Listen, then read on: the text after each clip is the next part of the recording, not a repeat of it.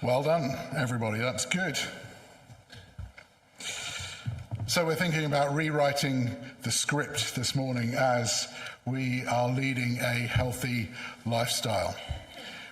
We have lost the camera because we've cleared all. So, okay, that's good. So, what is your life script? Do you even have a life script?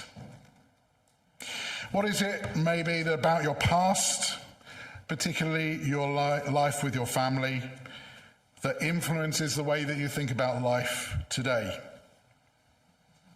Psychologists believe that our life scripts are usually created in childhood through the experiences we have when we're a child.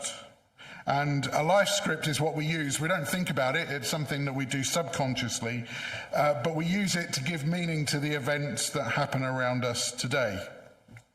Let me give you some examples of what I mean. There are some people who have a life script that people always leave them. How do you know if that might be your life script? Well, if you wait for people to invite you to events, because then you will feel that they really do love you and that they want you to be at that event. Or if you get jealous very easily, then your life script may well be that people always leave you. And that could be connected to something that happened in your childhood, maybe a loss of a parent or another loved one early in life. And those kind of experiences may cause us to act defensively and even to push people away, because subconsciously we are concerned, we're worried, we're fearful that maybe one day they're going to desert us. Another life script that some people carry around with them is the life script that they're just not good enough. The belief that they're inferior to other people, that there's something wrong with them, and that one day people will suddenly recognize this. These days we call that the imposter syndrome. How do you know if you might be following that life script? Well, you might find yourself saying to yourself in your head, I can't do this, I'm no good at it. Maybe you avoid competitive situations, even stuff like playing board games, because you fear coming last. And again, that might be connected back to events that took place in your childhood. Maybe your parents or your teachers pushed you too hard. Maybe they had unrealistic expectations about what you could achieve, and then scolded you when you didn't achieve that expected level. If you live by this life script of I'm not good enough, then it's likely that you become oversensitive to criticism or comparison. And when you perceive that someone has rejected what you achieve, then you simply take that as a confirmation of what you've always believed, that you're a failure. Other people carry around a life script that bad things happen to me more than they do to other people. How do you know if you're following that life script? Well, you might find it very easy to imagine the worst case scenario in everything. You may worry excessively about every little thing. You can feel helpless in certain situations. And it could be, again, that a childhood trauma has left you feeling like this. And you end up in adulthood with an exaggerated fear of disaster just around the corner. Because we follow these life scripts subconsciously, we don't think about it, they can be very difficult to deal with. They're deeply ingrained messages that we've taken with us through our childhood and into adulthood. We've picked them up from our past. And so changing our habits and transforming our ways of behaving and thinking, turning around the way we can think, is really complex and difficult. But it can be done. And if they're negative life scripts, like the examples I've given this morning, then you only have to stop and think they have to be done. Because how can you live life happily if you carry that kind of life script around with you? As we learned last week, sometimes we have to select reverse in order to be able to move forward. Now, if you're sitting there thinking, well, that just sounds like a load of psychobabble, then it's not just that. There are examples in the Bible of people who change their life scripts from negative life scripts to positive life scripts. And perhaps one of the best ones is the one that we've heard this morning, the story of Joseph. Now, we only heard a very small part of Joseph's story this morning, but if you know anything about Joseph, then you know that his family history is pretty bad. And God has something to say to us through it. I don't know if you've ever realized this, but Joseph's story begins in Genesis chapter 37 and it ends in Genesis chapter 50. Joseph's story makes up a quarter of the book of Genesis. This is an important story. God has something to say to us through the story of Joseph. Otherwise, it wouldn't make up that amount of the book of Genesis and the Bible. It's a big deal. So as we look at Joseph's family history, the first thing we notice is that Joseph comes from what these days we call a blended family. His father is Jacob, and he's had 12 children, 12 sons, by 4 different women. His wives, Leah and Rachel, and 2 concubines, Zilpah and Bilhah, and they all live together. Happily. Well, maybe not happily. Joseph is the second youngest son, and when we meet him in Genesis the first time, he's aged about 17, and he is a shepherd with his brothers. Now, you would have thought that living in a blended family of 2 wives, 2 concubines, and 12 sons would be bad enough and difficult enough. But here's the rub. Rachel is Jacob's favourite wife. And so he decides that he's going to favour Joseph above his brothers. Now, this isn't just his jealous brothers making this up and saying, oh, well, you're your dad's favourite. This is out in the open, can't miss it favouritism. So much so that Jacob decides to give Joseph a coat of many colours, or an ornate robe, as the Bible puts it. Probably the kind of robe that royalty would wear. This favoritism is not hidden, and it makes Joseph's brothers hate him so much that the Bible tells us they couldn't speak a kind word to him. Mind you, Joseph doesn't help himself. Joseph has a dream where he sees his brothers in the forms of sheaves of grain bowing down to him. And rather than keep quiet, he tells his brothers about this dream. And as you read the words that Joseph tells his brothers about this dream, you can spot just more than a hint of arrogance, pride, and immaturity in what he says. And knowing that Joseph was already Jacob's favourite, you can only imagine the brothers' response to this dream. They hated him all the more. And in fact, their hate for him grows so fast and so much that the brothers actually plot to kill Joseph.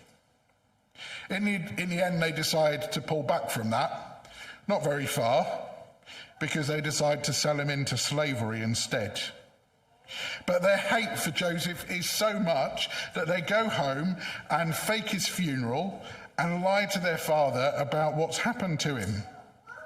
Jacob comes to believe that Joseph has been torn to pieces by some ferocious animal, and he goes into deep mourning from which no one can comfort him. And his brothers continue to live this life for 10 to 12 years. They can see what it's done to their father, but they can't bring themselves to tell him the truth. Meanwhile, Joseph ends up at the house of an Egyptian official in Pharaoh's court, Potiphar. And Potiphar is so impressed by Joseph that he ends up trusting him with his whole household and everything that he owned. It was clear to Potiphar that Joseph had great potential. But then he's falsely accused of sleeping with Potiphar's wife. And he ends up being thrown into prison for 10 to 13 years. Just imagine in your mind's eye for a moment how Joseph must have felt by this stage. What he must have said to God. God, you say that you're with me. You say that you are a faithful God. You say that you have a purpose for my life. Well, I just don't see it. I've been betrayed by my family. They sold me into slavery. I lost everything in one day. They abandoned me. I've been falsely accused of a crime. I'm languishing here in prison and I don't deserve it. Where on earth is your purpose in all of this? But the story continues. In prison, Joseph is given the opportunity to interpret dreams, and Pharaoh, the leader of Egypt, gets to hear of this, and after interpreting his dreams, Joseph is put in charge of the whole of Egypt. He becomes Pharaoh's prime minister, his number 2. And at this time, he's powerful not just in Egypt, but the whole world. Because at this time, Egypt is the superpower in the world. It would be the equivalent to being the vice president in the United States or the prime minister in Russia, although perhaps not these days. Pharaoh actually renames Joseph Zaphenath-Paneah and gives him a princess as his wife. That's how important he becomes in Egypt. 7 years later, famine breaks out, and Joseph is put to be responsible for distributing the food throughout the Egyptian nation. And 2 years into the famine, as we heard earlier this morning, Joseph's brothers in Israel are starving to death, and they come to Egypt to Joseph to ask to buy food from him. Of course, by this stage, they don't know that it's actually Joseph. Now think again. What would you do in Joseph's shoes? Your brothers threatened to kill you, sold you into slavery, took you away from everything that you knew in less than a day. You ended up in prison for 10 to 13 years for a crime that you didn't commit. What would you do in Joseph's shoes? Would you kill them for what they did to you? Would you refuse to help them and then send them back to a slow death as they starve to death back in their homeland? Would you throw them into prison? Say, well, I had 10 to 13 years of it. Why don't you have a taste of your own medicine? Or maybe you wouldn't go that far. Maybe you'd give them the food and then tell them to sling their hooks and say, I never want to see you again. All natural responses in many ways. But as we heard, Joseph does something quite remarkable. First, he reveals his identity to his brothers, and then he forgives them for what they did. And in the moment that Joseph makes that choice to forgive his brothers, he rewrites the life script that his experiences to this point has given them. If you bear in mind everything that Joseph has been through, he could be forgiven for thinking, I'm worthless.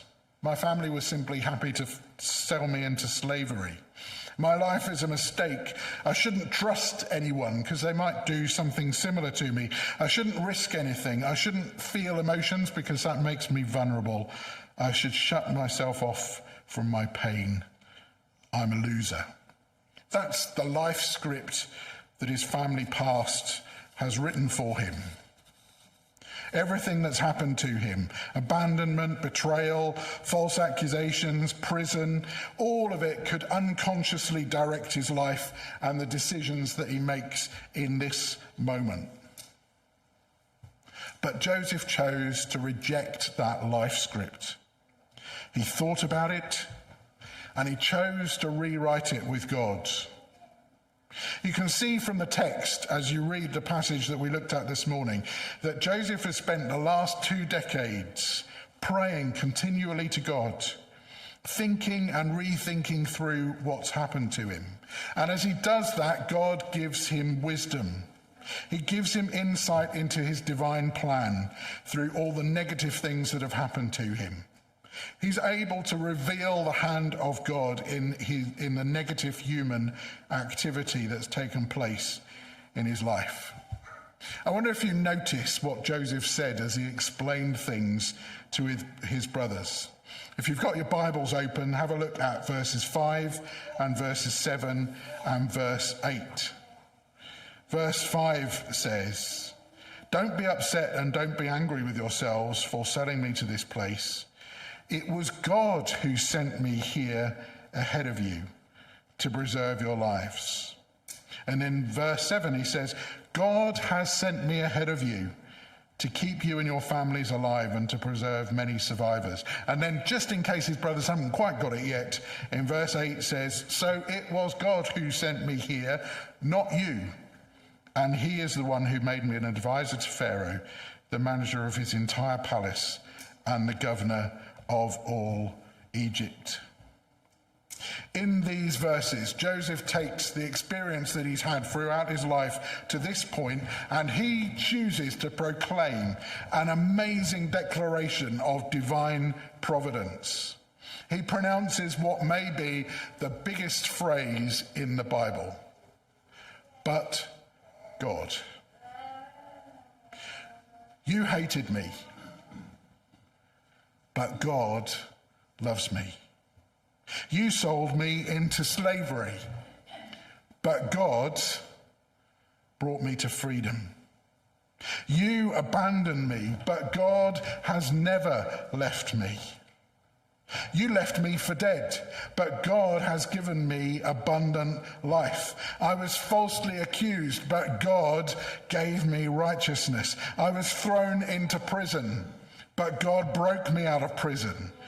Joseph declares that God works his will and purpose in and through the actions of all people, whether it's good or bad. Because of the journey that Joseph has been able to go through, he is able to say, "Not you, my brothers, but God." But God has been in control of all of this. And because he makes that amazing choice, because he's able to see God's hand in his, let's face it, pretty disastrous past, he could choose to be a blessing to his brothers. He could have killed his brothers in anger for what they had done to him and for what they had put him through. But he chooses instead to bless them and to forgive his family for what they had done for him. How could he do that? Could any of us do that? I find it difficult to see whether I would be able to do that. But Joseph made a choice. He chose to remember these two words: "But God." So the challenge for you and me this morning is this: what do we need to say "but God" to this morning? What do we need to say "but God" to this morning? Maybe we've had a difficult family past, but God has seen us through it. Maybe we recognize this morning as we think about that idea of life scripts, that we're carrying emotional baggage around with us. Are we able to say, "But God can take that burden from us"? Maybe we can recognize this morning destructive, sinful habits in our lives, but we can declare, "But God can give us new habits." What life script is it that you may need to screw up and throw in the waste paper bin and say, "But God is going to rewrite my life script today"? Will we make that choice? Will we make that choice to say, we accept whatever circumstances we face, whatever journey we've been through, that God is safe, that he is good, that he is trustworthy. We can trust him with our lives. We can make the choice today to believe that God's plan and his purposes are greater than any human weakness, whether it's our own weakness or the weakness of those around us. And that we can choose to be a blessing, whatever circumstances we've had in our lives, whatever circumstances we face today. You see, God knows about our weaknesses. They're not hidden from him. He knows about those life scripts that we've picked up, those messages that we subconsciously, even unconsciously, live our lives by day after day. He knows the things that we've done wrong, the mistakes and failures in our life, but his intentions are far more important than all those things, and they're far more powerful than all those things. And so as we think about leading healthy lifestyles, my prayer for each of us today is that we will learn what we need to let go of from our past. I pray that for each of us we will have the courage and wisdom of Joseph, that we will decide and make the choice to learn from our past rather than to be crippled by our past. And I pray that because of that, each one of us will choose to be a blessing, trusting in the eternal intentions of God, who has our best interests at heart. So I ask you, if you're going to make that choice this morning, we're going to declare it in our final song. It's song number 25 in the songbook. And it makes that declaration that God loves us, that he is there for our good, that he has our best interests at heart.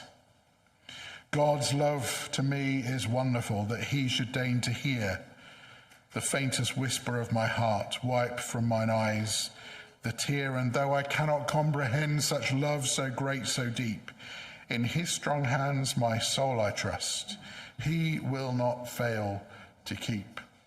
And if we're not sure if God really is in control of our lives, if he really does have our best interests at heart, then the second verse reminds us, God's love to me is wonderful. My very steps are planned, all the steps of our lives. The ones that walk through great circumstances and the ones that walk through difficult circumstances. When mists of doubt encompass me, I hold my Father's hand. His love has banished every fear. In freedom I rejoice, and with my quickened ears I hear the music of his voice. Let's stand and we'll sing these three verses together.